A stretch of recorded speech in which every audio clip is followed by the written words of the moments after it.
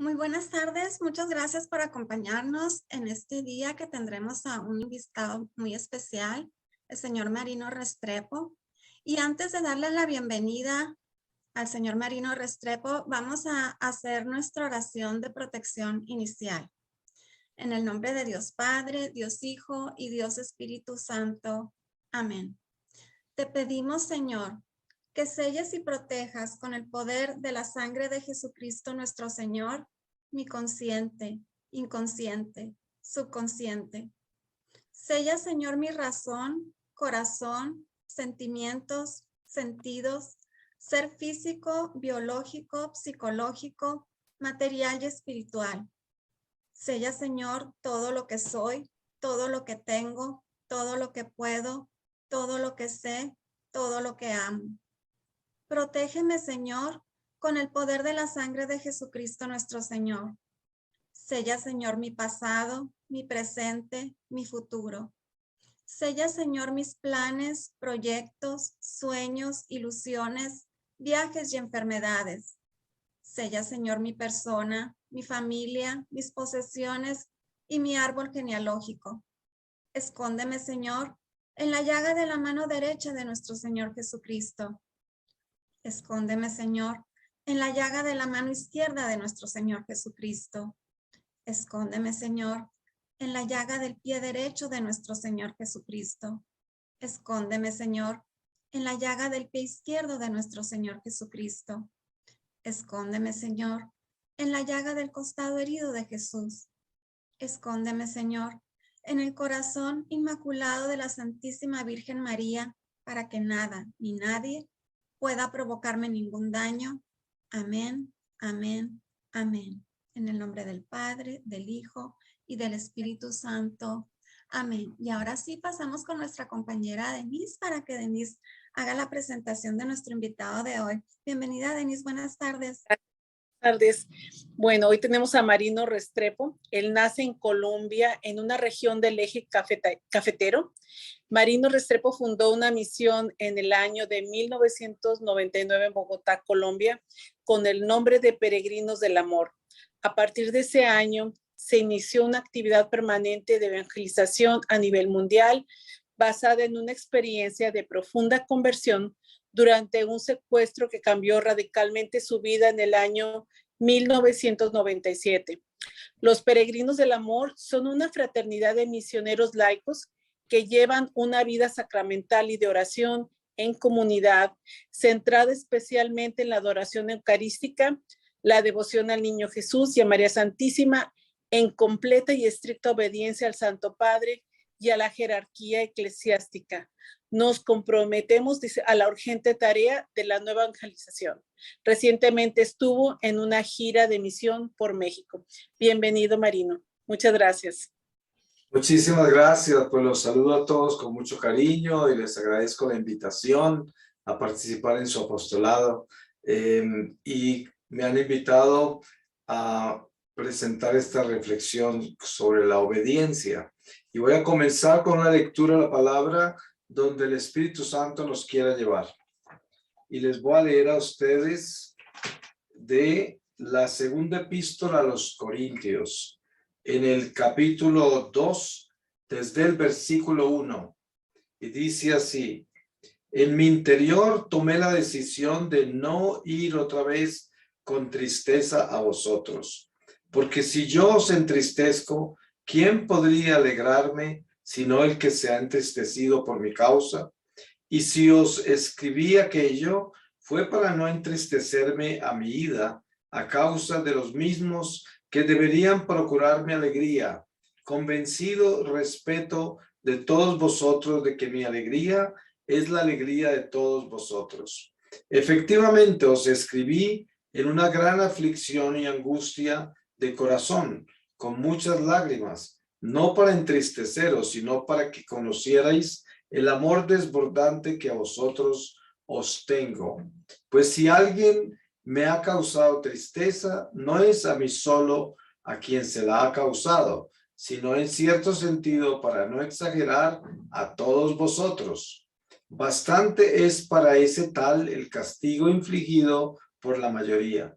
por lo que es mejor que le perdonéis más bien y le animéis, no sea que se hunda en una excesiva tristeza. Os suplico pues que hagáis prevalecer la caridad para con él. Os escribí también con la intención de probaros y ver si vuestra obediencia era perfecta. A quien vosotros perdonéis, también yo le perdono, pues lo que yo perdoné, si algo he perdonado, fue por vosotros en presencia de Cristo, para no ser engañados por Satanás, pues no ignoramos sus propósitos. Palabra de Dios. Pues qué lindo, ¿no? Esta palabra pues obviamente no la escogí, pero va directamente al tema, es sobre la obediencia. Y esa tristeza de la que habla San Pablo, pues es la tristeza de ver al desobediente, ¿no? Y conocer las consecuencias de la desobediencia. Hoy en nuestra iglesia, tristemente, hemos vivido la desobediencia a altos niveles. Lo vemos en las persecuciones del mismo clero y religiosos y laicos al Santo Padre Francisco, las desobediencias a la liturgia, en muchas de las disciplinas litúrgicas que se violan. Cada uno toma una posición diferente a lo que la iglesia enseña. Unos porque siguen revelaciones privadas, otros porque tienen posiciones adversas a lo que la iglesia enseña, y son muchas cosas, ¿no? Es el espíritu de división que siempre viaja a través del tiempo en nuestra iglesia, pero en medio de todo esto, nosotros sabemos que hay mucho que hacer con respecto a la solución que se le dan a todas estas situaciones que se viven en la peregrinación del pueblo cristiano hacia la casa del Padre. Y es que nosotros debemos conservar nuestra prudencia, sobriedad y obediencia, sin dejarnos afectar por aquellos que no son prudentes, que no tienen obediencia y que no tienen coherencia tampoco con lo que profesan como fe y lo que hacen como seres humanos en su día a día. Hay mucho clero hoy, sobre todo, tristemente en la iglesia tenemos mucho clero sodomita que aparece con la idea de que contradicen los padres de la iglesia, doctores y santos que han dicho siempre que el que obedece no se equivoca. Y usted verá hoy en algunos youtubers del clero burlándose de eso y cuestionándolo y dándole alternativas, como decir, no, a veces uno, si desobedece, no está mal, porque no hay que obedecerle a todo.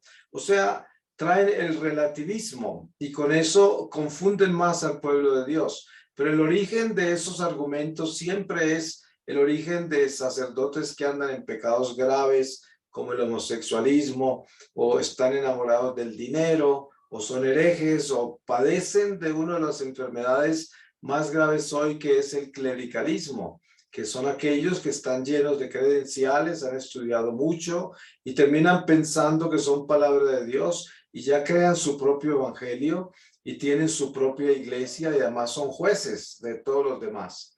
Y lo que crean es la desobediencia. Entonces, ¿cómo partimos nosotros en este tema para hablar de lo que es la obediencia? Usted lee, por ejemplo, a Santa Catarina de Siena y se da cuenta el tiempo en que ella vivió, donde había un papa en Francia, donde habían una cantidad de situaciones bien confusas en la iglesia. Y ella precisamente escribe unos tratados muy claros sobre cómo es que se vive la iglesia en cualquier tiempo, por confusa que esté, por lo que esté sucediendo, sin importar cómo es que se vive en la iglesia en estricta obediencia. El Padre Pío es uno de los ejemplos más recientes. El Padre Pío fue perseguido por sus propios capuchinos de su comunidad y de la provincia desde Roma, por su propio obispo, por el mismo Vaticano, autoridades muy altas del Vaticano. Sin embargo, nunca salió de la boca del Padre Pío absolutamente nada contra ninguna de esas autoridades. Nunca se rebeló, nunca las criticó y siempre las obedeció. Y un ejemplo de ese tipo de obediencia a la que yo me refiero que el que obedece nunca se equivoca, es Santa Rita de Casia. Ustedes leen su historia y se dan cuenta que Santa Rita de Casia le regó un palo seco que la Madre Superiora la puso a regar y la regó por mucho tiempo y era un palo muerto. O sea que prácticamente era como ridículo hacer eso, ¿no? Como una humillación. Pero en realidad Santa Rita de Casia recibió ese don de la santidad y aprendió que ella no podía cuestionar a su Madre Superiora y simplemente haría lo que ella le dijera, por absurdo que le pareciera. Pues hoy, cuando usted visita ese convento donde está su cuerpo incorrupto allá en la capilla, pero entra usted al convento y ahí está la planta que floreció de ese palo muerto que regaba con su agua todos los días Santa Rita de Casia. ¿Qué fue lo que floreció allí? Floreció la obediencia. Y por eso nos damos cuenta que el que obedece no se equivoca. Así vengan curitas muy inteligentes a decirle lo contrario a usted, así venga gente muy estructurada y académicamente galardoneada con toda clase de credenciales, nunca les vaya a creer que la obediencia no es el camino. La obediencia es el camino en la iglesia. El santo cura de Ars es otro ejemplo, Santa Faustina Kowalska es otro ejemplo. El mismo Jesús le enseñó que no era él a quien debía obedecerle, sino a su confesor. Y hoy encontramos mucha gente en la iglesia que le obedece a revelaciones privadas porque dice que le está obedeciendo a Jesús o le está obedeciendo a la Virgen y entonces no le obedecen a la iglesia. Y realmente, si entendemos muy bien lo que el Señor nos ha revelado a través de sus místicos, que son santos canonizados, que son doctores de la iglesia, nos vamos a dar cuenta cómo el mismo Jesús le ha dicho a esos místicos que primero obedezcan a su confesor, a la iglesia, que a él. Y esto es importantísimo entenderlo, porque precisamente la obediencia a la iglesia está marcada desde el propio principio. Nos damos cuenta cómo Jesús nos enseñó acerca de esa obediencia. La iglesia está sembrada en una obediencia que no altera los factores de los eventos naturales. Me explico. Jesús, siendo Dios, nace en Belén, en un pesebre absolutamente absurdo para un rey, para el Creador, para el Todopoderoso. Sin embargo, eso es lo que Jesús escoge, porque nos quiere enseñar la puerta estrecha, nos quiere enseñar la pequeñez, la humildad, la nada. Nos quiere enseñar que este mundo no es el paraíso.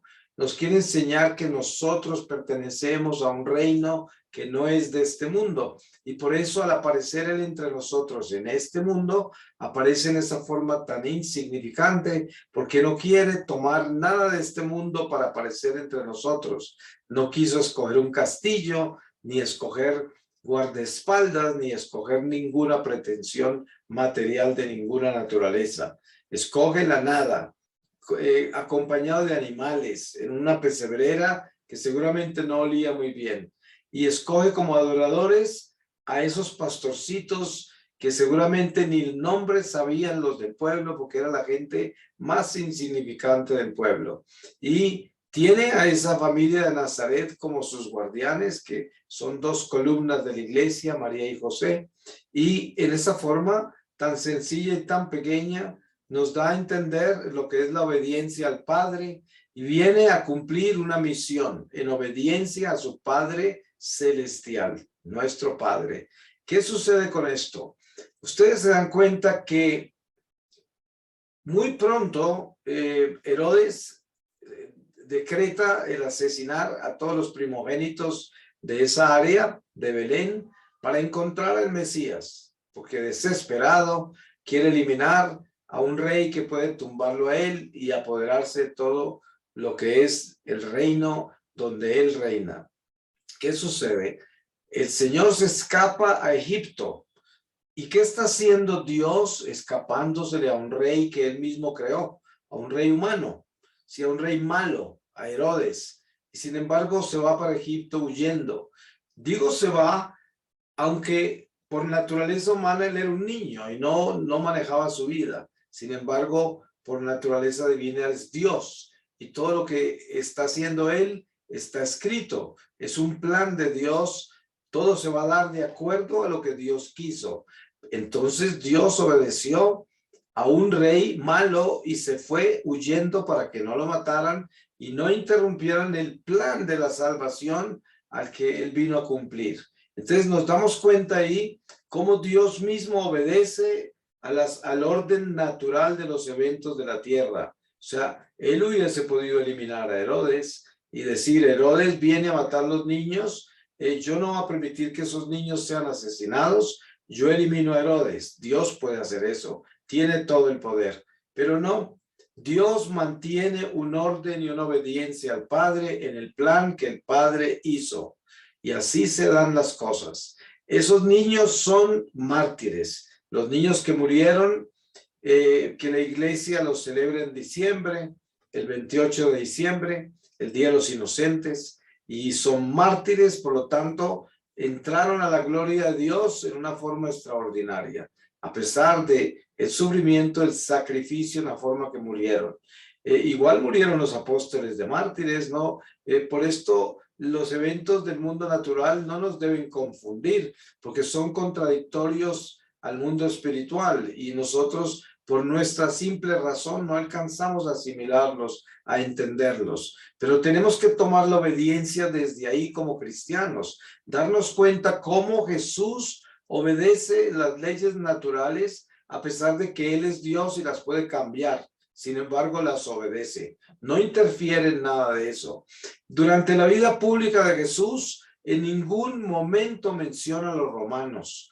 Y todos los judíos son esclavos de los romanos. Y los judíos son el pueblo del Señor. Él nació en sangre judía. Sin embargo, eso no le preocupó de que el pueblo judío fueran esclavos de los romanos. Él venía, era para salvarnos el alma, porque era lo que importaba. Y si leemos el Evangelio se acerca a la vida eterna. El Evangelio nos enseña que este es un mundo transitorio, pasajero, el primer paso que damos hacia una vida eterna, y por lo tanto, el cumplimiento de la ley y los profetas que se dan en Jesucristo es una obediencia al orden de Dios. Y Dios no altera los factores porque Él sigue un plan. Y en ese plan están también incluidos seres que para nosotros son totalmente adversos y contradictorios a lo que uno esperaría que sucediera. En el libro de Job hay una gran enseñanza cuando comienza la historia. Y es que dice, Dios se reúne con sus hijos y entre esos llega Satanás. Y Dios le pregunta, ¿dónde has estado? Y Satanás le revela que ha estado paseándose por la tierra. Y el Señor le pregunta si ha visto a su hijo Job. Y ahí comienza esta historia tan increíble de Job. Y cómo el diablo le pide permiso a Dios para ir a probar a Job, para probarle su fe. Ahora, dentro de todo lo que estamos viendo acá, nos damos cuenta que todos los factores de la obediencia están establecidos en una forma de vida eterna. Por eso, para nosotros como católicos, como hijos de la iglesia, como miembros de un ejército enlistados en esta milicia, nosotros estamos llamados a entender lo que es la obediencia. Miren ustedes, cuando usted toma la obediencia desde el punto que yo la estoy tomando, que es del principio de nuestro cristianismo, e incluyendo algunos pasajes de la historia sagrada de antes de la encarnación, como los he mencionado, nos damos cuenta que Dios es un Dios de orden. Y por mucho que hoy toda esta inteligencia clerical y todos estos sabios laicos y toda esta gente que viene a justificar la desobediencia brillantemente nos la expliquen y la justifiquen, no nos podemos dejar engañar. Nosotros debemos entender que Dios tiene un orden. Desen cuenta, yendo al Antiguo Testamento, lo que sucede con Moisés. Moisés, ¿por qué no entra a la tierra prometida?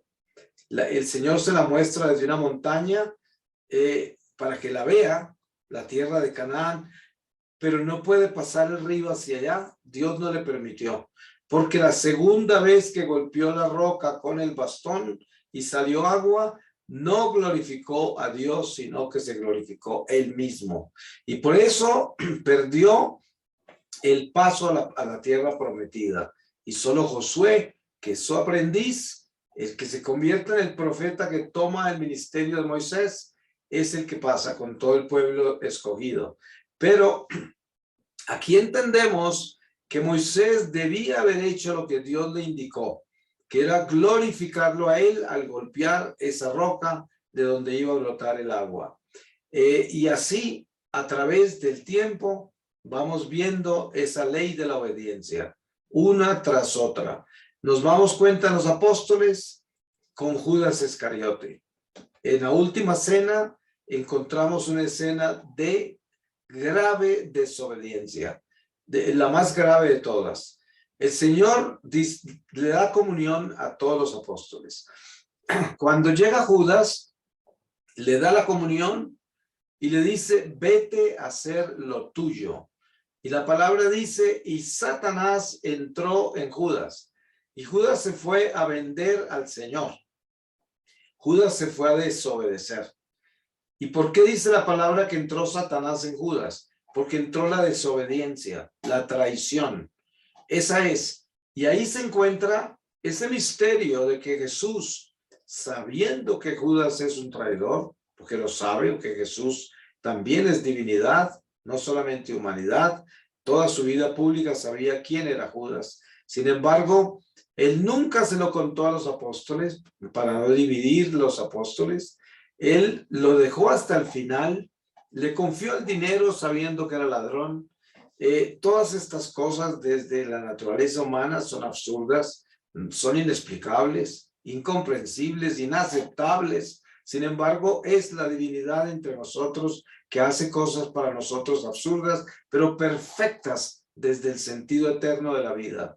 Por eso, en la obediencia, nosotros aprendemos a aceptar lo inaceptable en la obediencia. Sí, por eso el Padre Pío, que lo puso como ejemplo hace un rato, recogió mucho dinero para construir una clínica ahí en San Giovanni Rotondo, y tenía todo ese dinero ya recogido. Y sus capuchinos de Roma, los superiores, se habían jugado el dinero de la comunidad a los caballos, buscando más dinero, obviamente, eran inversiones que hacían, y lo perdieron todo. Y entonces supieron, alguien les dijo, el Padre Pío tiene mucho dinero con el que va a construir su clínica. Pues vinieron y se lo quitaron. El padre se puso muy triste, pero se los dio. Obedeció lo absurdo, lo absolutamente incomprensible, inaceptable, y obedeció. Y esa obediencia fue premiada porque muy pronto tuvo el dinero para hacer su hospital. Y ahí está el hospital. Hospital tan grande que parece que fuera para una ciudad inmensa, y ese es un pueblo muy pequeño. Y sigue siendo un pueblo pequeño.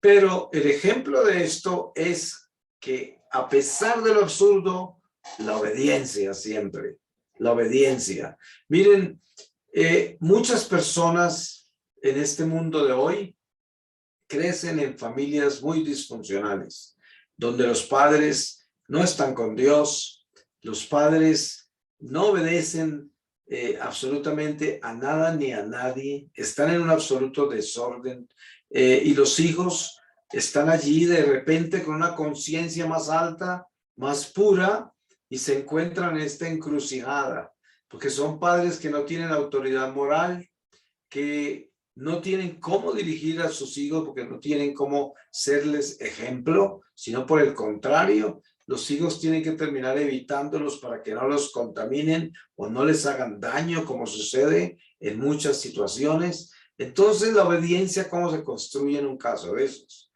La obediencia se va directamente a Dios, porque en ese caso no hay ninguna estructura humana a la cual obedecer, porque está totalmente disfuncional el hogar donde hemos nacido. Muchas personas han nacido en hogares sin padre, muchas personas crecen con un padre sin madre o que la madre los abandonó desde que eran bebés, y tantos otros fenómenos. Hay unos que son adoptados y hay muchos fenómenos, muchas circunstancias. Entonces, al final del día, podemos resumir que sin importar la vida que vivamos, la situación familiar en que crecemos, la sociedad en que nos desarrollamos, el mundo en que vivimos, la obediencia termina llevándose a Dios. Entonces, la obediencia es a los mandamientos de Dios, a la ley, a los preceptos de la ley, al evangelio y a todo lo que el Señor nos ha revelado dentro de la iglesia, como son, por ejemplo, los sacramentos, la vida de oración, la caridad al prójimo y una conversión del corazón que nos lleve a ser mejores personas cada día. Este es el territorio de la obediencia, porque si nosotros tenemos esa claridad de lo que es obedecer, entendemos que comenzamos con el primer mandamiento y ahí comienza la obediencia. Primer mandamiento: amar a Dios sobre todas las cosas, por encima de todo, Dios primero. Ahí comienza la obediencia. Esos son los cimientos de la obediencia. Entonces, aparecemos en la iglesia hoy. Hemos vivido grandes cambios porque hemos vivido una pandemia. La pandemia ha cambiado muchas cosas de sorpresa. Por ejemplo, llegó un momento en que las iglesias estaban cerradas y en algunos países ha sido mucho más severo que en otros, dependiendo de las leyes de los gobiernos y también de la interpretación del clero, las autoridades eclesiásticas, y todo eso se ha dado dependiendo de la región. Pero, en resumidas cuentas, han sucedido cosas muy radicales, como por ejemplo, no poder ir a recibir los sacramentos. Por un lado, si lo miramos desde la mística de nuestra fe, podemos decir que Dios permite estas cosas porque Él quiere que regresemos a revisar la iglesia del corazón, a ver si es que tenemos una. En el diálogo de la samaritana con Jesús, en el pozo de Jacob, hay una conversación muy importante con relación a esto, de entre todas las cosas que se hablaron, ¿no? Una de esas es, la samaritana le dice a Jesús que los judíos dicen que hay que ir al templo de Jerusalén para poder alabar y adorar a Dios, pero que a ellos el padre Jacob les pidió que lo hicieran ahí en ese pozo. Entonces Jesús le dice a la samaritana, llegará un día en que no adorarán a Dios ni en Jerusalén, ni en este pozo, sino en espíritu y verdad. Y con esto Jesús estaba enseñando y hablando acerca de la iglesia del corazón. Cuando entramos en esta pandemia y cerraron las iglesias, encontramos todo este escándalo de las protestas, de culpar al Papa, a los obispos, a quién sabe cuántos. Y hacían toda clase de huelgas y había movimientos por internet de páginas que se dedican a esas cosas. Pero aquellos que entendían que Dios permitía eso porque quería que entráramos en el silencio de nuestra vida, en el recogimiento de nuestro corazón y que estableciéramos con claridad la iglesia del corazón, que de todas maneras es aquel nido donde habita el Espíritu Santo en nosotros, nuestro corazón. Entonces, esos no hicieron escándalo.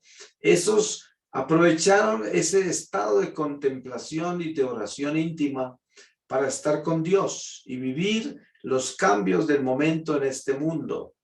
Porque el escándalo y las protestas de la gente siempre fueron de aquellos que solo saben ir a orar en el edificio ladrillo, en los cementos, ¿cierto? Obviamente que protestarán de lo que estoy diciendo, porque van a decir, es por los sacramentos, es por la Eucaristía, es por tener nosotros la posibilidad de recibir todas las gracias de la liturgia. Sí, todo eso está muy bien, pero tenemos que entender algo, la obediencia, ¿no es verdad? Primero, ¿Cree usted en Dios de verdad y usted es fiel al credo que usted jura y profesa el domingo en misa? Pues entonces debe creer que la iglesia de Dios nadie la puede manejar sino Dios. Es la iglesia que Dios creó en Jesucristo su Hijo. Por lo tanto, nada puede suceder en la iglesia sin la voluntad de Dios. Si usted no cree eso, entonces ¿en qué es lo que cree? Si usted cree que los seres humanos tienen más poder que Dios para manejar su iglesia y la pueden cerrar cuando quieran y pueden hacer lo que quieran con la iglesia del Señor, pues le va a tocar revisar su fe, le va a tocar revisar su catecismo y le va a tocar revisar su discernimiento en la lectura que le da el Evangelio, porque anda muy mal. Porque en la pandemia hay factores como este. Claro, nada se mueve sin la voluntad de Dios. Si la pandemia es creada por manos humanas, conspiraciones, un orden mundial que quiere manipular la humanidad, cualquiera que sean las razones que usted puede concluir por la información que tenga, de todas maneras, nosotros como pueblo de Dios partimos desde el punto central de la obediencia. ¿Cuál es? La palabra de Dios. ¿Y qué dice la palabra de Dios? Dice, ni una hoja de un árbol se mueve sin la voluntad de Dios. Por lo tanto, la pandemia, ¿qué? Entonces fue simplemente creada por una conspiración de hombres que quieren manipular la humanidad. Sí, es posible porque Satanás pide permiso para todas esas cosas y de pronto recibió un permiso de Dios. Claro, claro que sí, que hay manos humanas envueltas en eso. Pero, ¿acaso se nos puede olvidar algo? Sin permiso de Dios no puede haber sucedido eso. Eso no lo podemos olvidar. Es el principio básico de la obediencia. ¿Por qué hay tanta confusión en la iglesia con relación a la pandemia, a las vacunas, a todo lo que ha sucedido hasta ahora que gracias a Dios se está pagando ahora?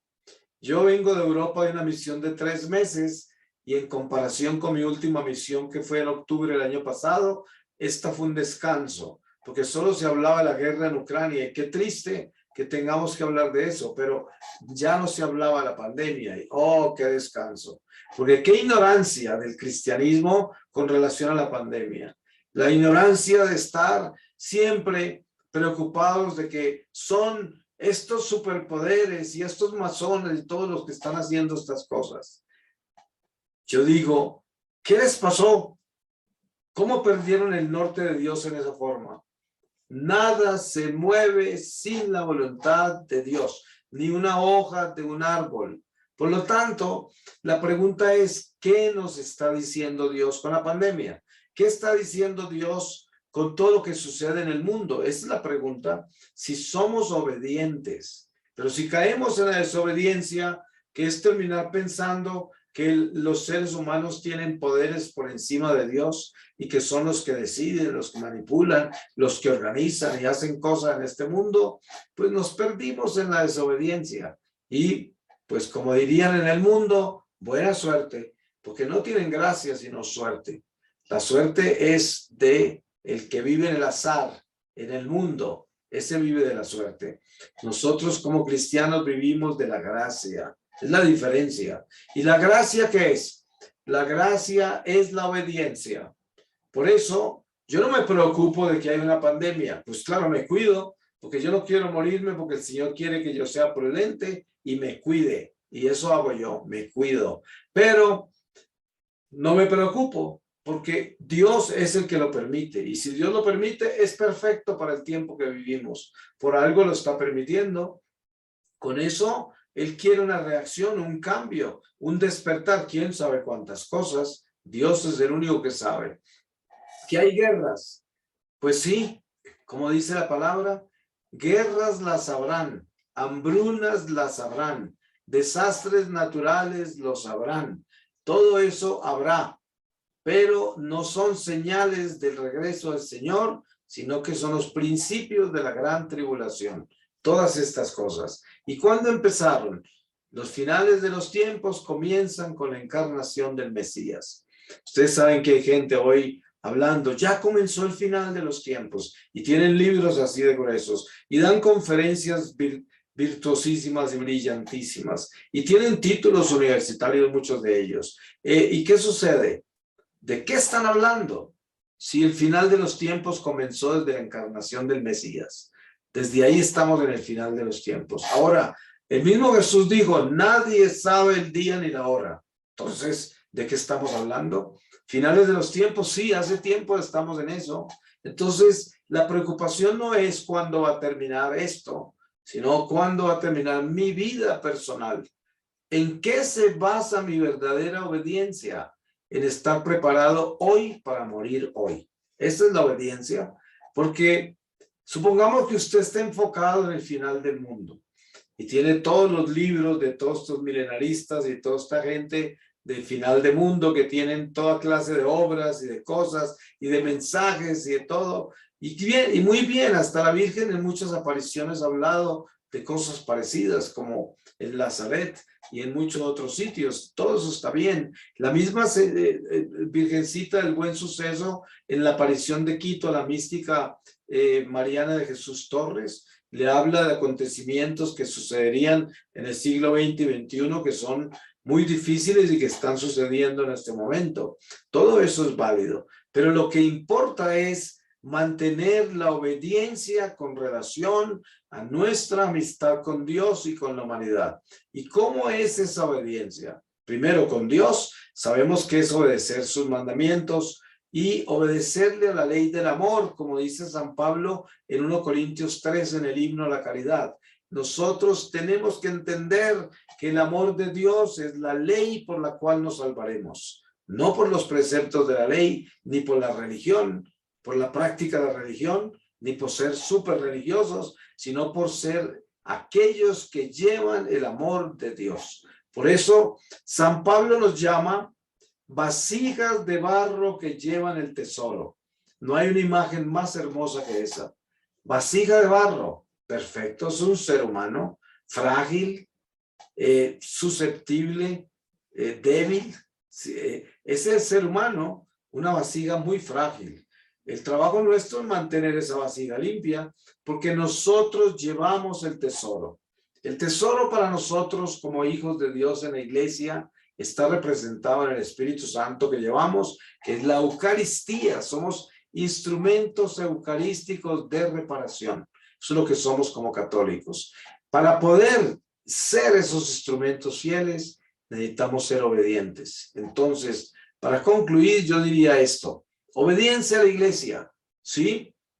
Tal vez usted no está de acuerdo en todo lo que diga o piense el Papa, pero no le desobedezca a la iglesia persiguiendo al Papa, hablando mal de él o llamándolo por nombres que no debe. Esto es una desobediencia espantosa y peligrosa.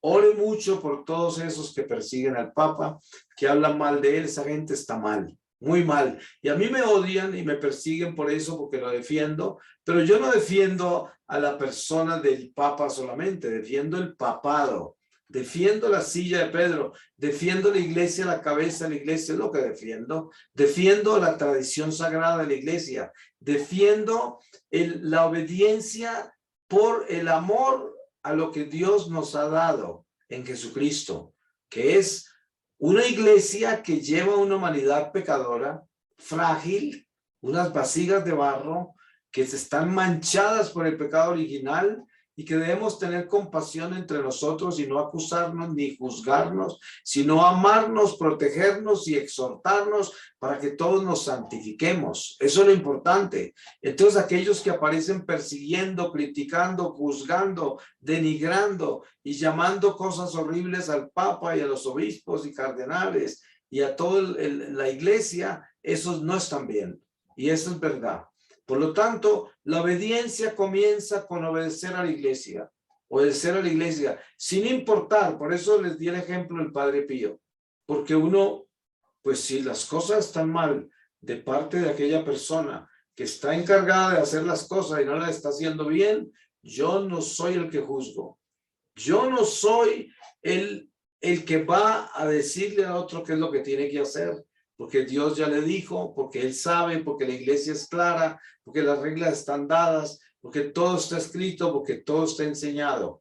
Entonces, la obligación que tengo es de ser obediente. Eso es lo que voy a hacer. Después, hay disciplinas litúrgicas en la iglesia, por ejemplo. Después, durante la pandemia ocurrieron fenómenos virtuales, ¿no?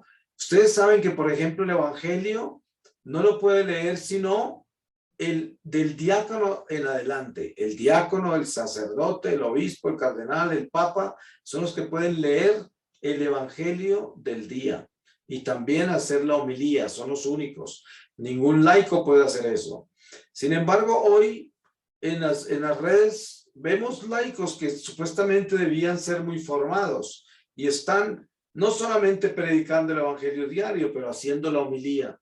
Y se les olvida que la vida virtual es igual que la vida de la iglesia. ¿Acaso no estuvimos recibiendo eucaristías virtuales? Claro, la liturgia continúa, así sea por televisión o así sea en el templo, tiene que observar las reglas litúrgicas. Por eso el evangelio del día y la homilía del día debe estar en manos de a quien la iglesia asignó, que es el clero, que viene del diácono en adelante. Y eso sigue virtual o presencial, es la misma regla, eso no cambia, porque entonces en ese caso un laico podría celebrar la misa, pues como está virtual, entonces las reglas no se aplican. Entonces celebremos la Eucaristía como laicos. No, eso no se aplica.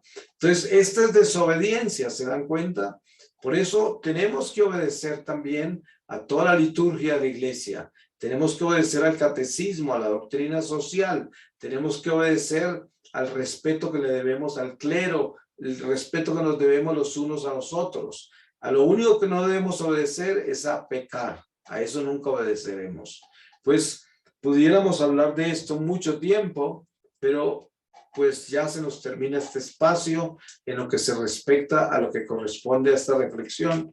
Y voy a terminar con una lectura.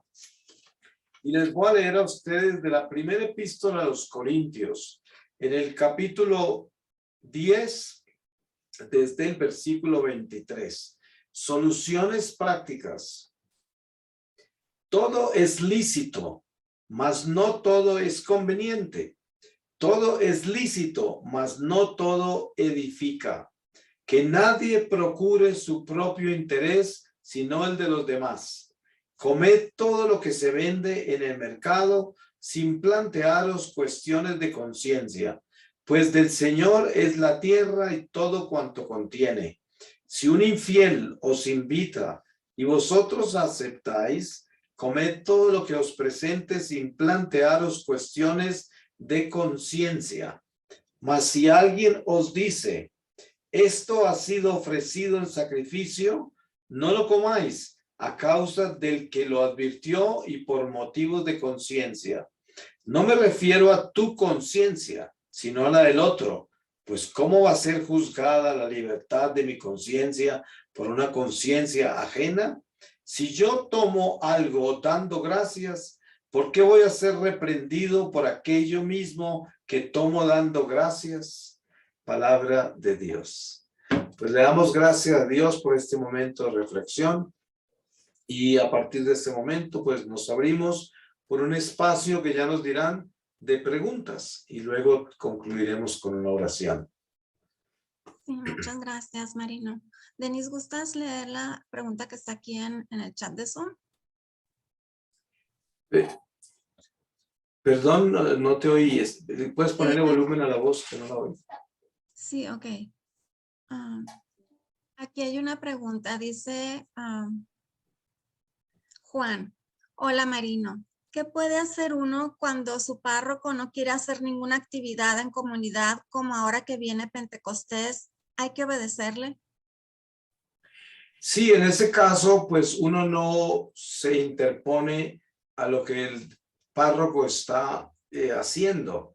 Y en ese caso, pues uno tiene la libertad de ir y participar en otras actividades de Pentecostés, donde sí las están haciendo, porque eso es la libertad que tenemos, ¿no?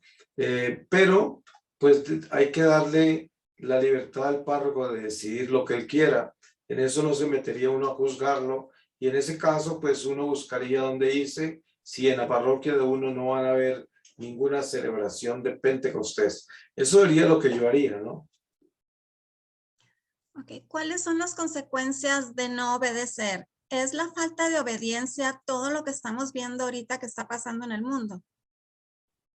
Sí, en realidad, si hablamos del pueblo de Dios, es algo diferente a la humanidad en general, porque los que no tienen a Dios no obedecen y por lo tanto viven las consecuencias de las circunstancias del mundo.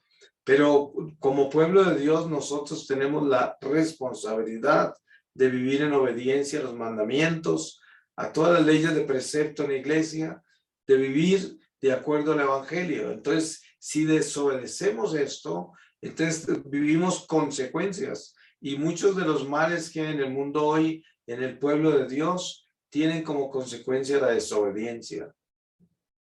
Ok.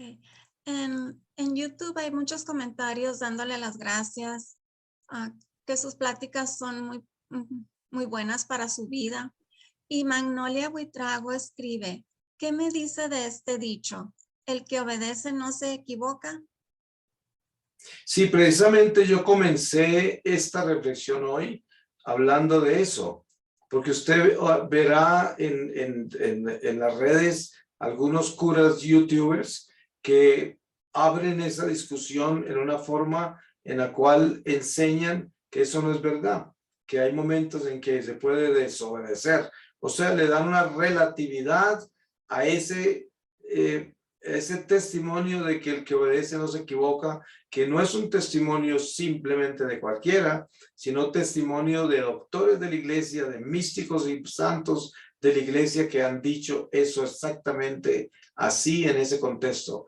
Entonces, el que obedece no se equivoca, aunque hoy este liberalismo y sobre todo el homosexualismo en el clero van a hablar de que no es así, porque a ellos les conviene que no sea así, pero es así. El que obedece no se equivoca.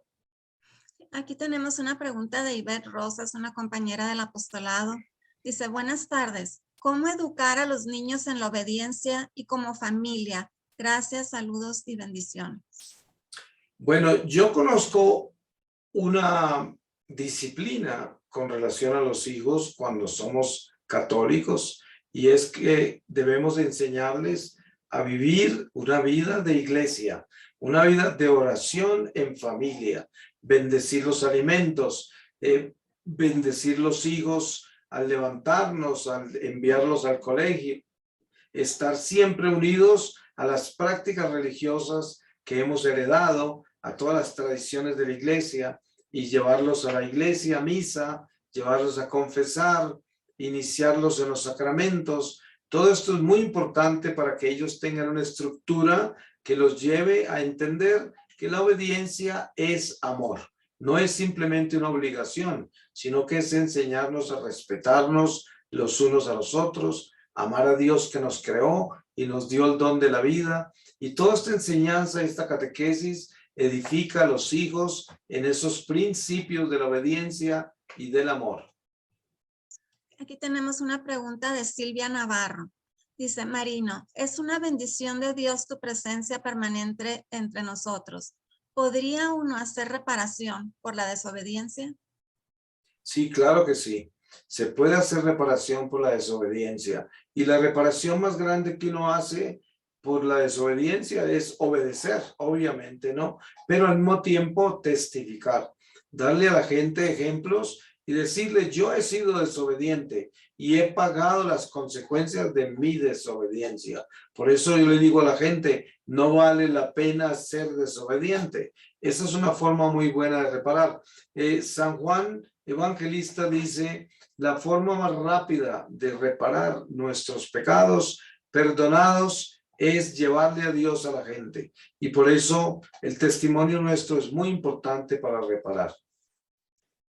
Aquí Geraldina Romero dice, buenas noches. Hace años su párroco le pidió que hiciera el sermón del evangelio y al igual otros miembros de la comunidad. ¿Pequé en esa desobediencia? Dice Geraldina. Bueno, yo no sabría el contexto de esa situación en la parroquia porque no se podría juzgar sin conocer uno más detalles sobre eso. Normalmente, por lo que yo conozco de la disciplina litúrgica, que esto lo pueden ustedes leer, porque son documentos de la iglesia, la disciplina litúrgica, solamente el sacerdote o el diácono pueden predicar la homilía, el sermón. Hay casos particulares donde el sacerdote predica su homilía y al final de la homilía llama a alguien a dar algún testimonio o a dar alguna reflexión especial que ya no es como si hubiese predicado la homilía, sino como un complemento a todo lo que se vive dentro de ese momento litúrgico. Pero el liderazgo del sermón, de la homilía, siempre debe estar en manos del clero. Aquí ya solo tenemos un comentario. Baudelia pone: muchísimas gracias, Marino, por compartir al mundo de su conversión y experiencia. Dios les siga bendiciendo. Y en YouTube hay muchos comentarios dándole las gracias por sus palabras. Bueno, creo esto. Bueno, no, aquí hay otra. Buenas tardes. ¿Qué opina del gran aviso? Pregunta Norma Judith. Bueno, sobre el gran aviso, yo no diría que tengo opiniones, sino que tengo oraciones. Yo pienso que en mi vida personal, en la experiencia mística que yo tuve con Dios, yo tuve una iluminación de la conciencia que fue el principio de mi éxtasis, porque era como un momento de muerte, como si hubiese muerto, porque yo viví mi juicio personal. Ahora, si toda la humanidad entera, como dice la profecía, tendrá una iluminación de conciencia, eso quiere decir que Jesús viene inmediatamente después de eso, porque todo moribundo, sin importar quién es, siempre tiene una iluminación de conciencia en el momento de su muerte, porque Dios le ha dado la oportunidad a todo ser humano. Entonces, si la humanidad entera recibe ese don de la iluminación de conciencia todos al mismo tiempo, eso será en medio de un éxtasis, porque nadie puede resistir una iluminación de conciencia en un estado natural, porque moriría de dolor. Eso lo puedo decir yo por experiencia personal. Así de que yo oro para que sea eso una verdad muy grande, porque es una oportunidad muy grande para la humanidad de que pueda tener esa luz para arrepentirse. Ok, bueno, creo que son todos los comentarios y habíamos informado que iba a estar aquí 2 miércoles seguidos, pero la doctora Sonia Amparo Muñoz Fernández, que es la que iba a estar el día 8, tuvo un conflicto con su agenda y le pidió a Marino Restrepo que si podía cambiar con ella y Marino muy amablemente aceptó. Entonces tendremos a Marino Restrepo en 2 semanas con todo el favor de Dios con el tema La fuerza de la oración. Y pues muchísimas gracias, Marino. Ahora sí podemos pasar a la oración final. Te agradecemos mucho tu amabilidad y el estar aquí con nosotros. Dice María Janet Giraldo, que es compatriota tuya de Colombia. Buenas noches. Con respecto a las elecciones de su país, Colombia, ¿cómo hacemos para votar acertadamente? Bueno, yo pienso que la meta en las elecciones del domingo es asegurarnos que el comunismo no gana, que es Petro y Francia la que está aspirando a la presidencia, porque son consagrados al demonio, a Satanás. Públicamente lo han dicho. Entonces, ninguno de los otros candidatos que están aspirando a la presidencia está consagrado al diablo, ni ha hablado de ser del demonio. Por lo tanto, tenemos la libertad de escoger cualquiera que no sea el comunista ni el satánico. Por eso, lo que yo aconsejo a nivel personal es que vote por aquel que usted cree que tiene la oportunidad de ganar, porque si no, vamos a estarle dando votos al comunismo si votamos por aquellos que no tienen ningún chance de ganar. Porque aunque el que tenga chance de ganar no sea un cristiano convertidísimo, sin embargo, no es comunista ni es satánico y tenemos la oportunidad de que de pronto se convierta durante la presidencia, pero por lo menos va a ser un demócrata y va a mantener la democracia en Colombia. Esa es la mejor posición que les puedo dar. Ok, bueno, pues muchísimas gracias. Entonces ahora pasamos a hacer la oración final. ¿Cómo no? En el nombre del Padre, del Hijo, del Espíritu Santo. Amén. Padre Santo, te alabamos, te bendecimos y te glorificamos. Te damos gracias por el don de la vida, por la oportunidad que nos has dado de este momento que virtualmente hemos compartido para glorificarte, para darte gracias por todo lo que haces en la vida de cada uno de nosotros, para ofrecerte todo lo que tenemos en nuestros corazones que solo tú conoces, porque tú eres el Dios omnipresente, que está siempre en todas partes, en todo momento y en cada uno de nosotros. Te damos gracias por tu Hijo Jesucristo, porque con su sangre tú has pagado por nuestra libertad y que en esa sangre hoy vivimos, Señor, existimos, porque somos tu pueblo, un pueblo escogido, predestinado, separado para la gloria. Te damos gracias, Señor, y te pedimos tu protección y tu bendición. Nos unimos a la Santísima Virgen María, nuestra Madre. Nos unimos a San José, su castísimo esposo, a San Miguel Arcángel como príncipe de la milicia celestial, a todos los ángeles y santos. Y pedimos la bendición por Cristo nuestro Señor. Amén. En el nombre del Padre, del Hijo, del Espíritu Santo. Amén. Amén. Muchísimas gracias. Que Dios lo bendiga y lo esperamos en 2 semanas con el favor de Dios. Sí. Y con el favor de Dios los invitamos también este próximo domingo a la paraliturgia de sanación de las 6 puertas, que será a las 11 de la mañana, hora de la Ciudad de México. El próximo miércoles tendremos a la doctora Sonia Amparo Muñoz Fernández con el tema del dolor y el sufrimiento a la esperanza. Y luego, con el favor de Dios, en 2 semanas, el 8 de junio, tendremos de regreso con nosotros a Marino Restrepo con el tema La fuerza de la oración. Muchísimas gracias por habernos acompañado y que tengan todos ustedes una muy bendecida noche. Gracias por estar con nosotros. Muchas gracias y bendiciones, Marino. Gracias. Adiós, buenas noches. Buenas noches.